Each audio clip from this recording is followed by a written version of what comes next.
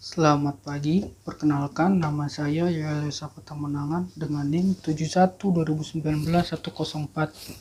Saya dari kelas Teologi Disabilitas.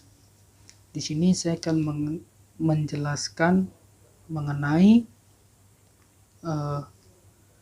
disabilitas atau pemahaman orang-orang secara umum mengenai penyandang disabilitas.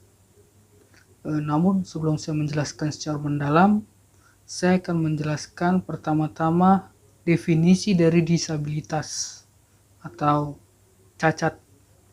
Menurut KBBI, kata cacat dapat diartikan sebagai kekurangan yang menyebabkan mutunya kurang baik atau kurang sempurna seperti pada badan, benda, batin, ataupun akhlak. Nah, penyandang cacat dapat dimaknai sebagai menderita cacat.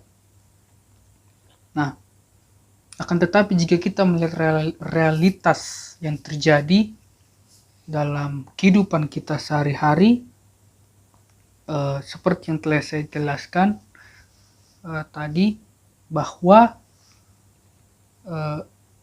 tidak sedikit pemahaman orang-orang secara umum terhadap disabilitas itu masih banyak yang keliru, sehingga dari situ tidak sedikit pula penyandang disabilitas termarginalkan. Contoh dari perilaku-perilaku atau tindakan secara umum yang diterima oleh penyandang disabilitas adalah fasilitas bagi penyandang disabilitas itu sangatlah kurang, seperti lift-lift di kampus, di mana tidak semua fakultas memiliki lift untuk penyandang disabilitas, sehingga dari sini hak pendidikan bagi penyandang disabilitas yang duduk di kursi roda itu sangatlah kurang didapatkan oleh penyandang disabilitas tersebut. Selain itu juga adanya aksi bullying bagi penyandang disabilitas, artinya bahwa tidak sedikit orang-orang yang memiliki fisik secara normal menganggap bahwa penyandang disabilitas ini hanyalah sekedar menyusahkan atau tidak berguna, sehingga hal ini tidak sedikit pula membuat penyandang disabilitas memiliki keputusasaan. Nah, akan tetapi jika kita melihat secara luas bahwa banyak sekali tokoh-tokoh penyandang disabilitas yang berhasil. Salah satunya adalah Stephen Hawking. Beliau adalah seorang tokoh yang ahli dalam bidang fisika. Namun jika kita melihat secara menyeluruh,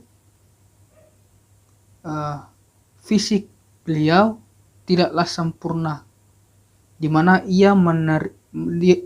ia mengidap penyakit saraf motorik, di mana saraf motorik ini mengakibatkan syaraf-syaraf yang ada di tubuh itu tidak berfungsi. Namun di segala keterbatasannya, beliau mampu bersekolah, bahkan menyelesaikan pendidikannya hingga S3 atau doktor. Nah, melalui video ini, hal yang dapat kita pelajari hal yang dapat kita pahami bahwa tidak selamanya penyandang disabilitas itu menyusahkan, tetapi banyak juga penyandang disabilitas yang dapat memberikan kontribusi-kontribusi yang positif bagi lingkungan sosial di sekitarnya.